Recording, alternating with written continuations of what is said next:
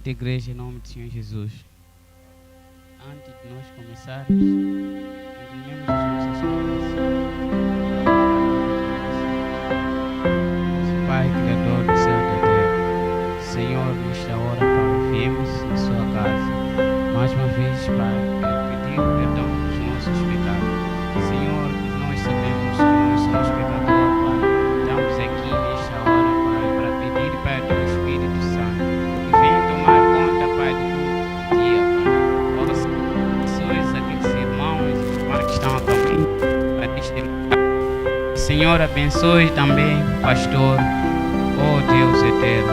Protege ele, Pai. Sabemos que o Satanás gosta muito de atacar seus servos, Pai. Oh, nós nesta hora, Senhor, pedimos, Pai, a Teu poder, Pai, mão curoso, que, Senhor, curem ele, Pai, Senhor, dá bênção a ele, Pai. Oh, Deus, seja guarda daquela casa, Senhor, onde que vive os seus anjos. Satanás não é bem-vindo, Pai.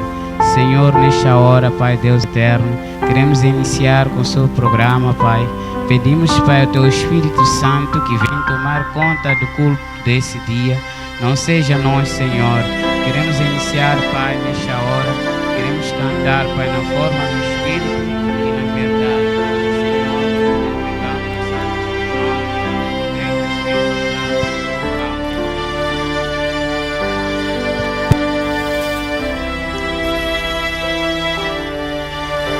sexta-feira, dia da nossa oração.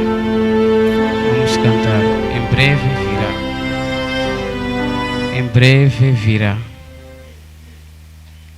Em breve virá, em breve virá, em breve virá, em breve virá, em breve virá, em breve virá,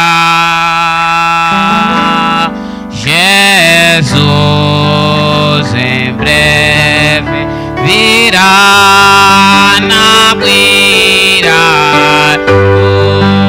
na beira, só na beira, oh na beira, só na beira, oh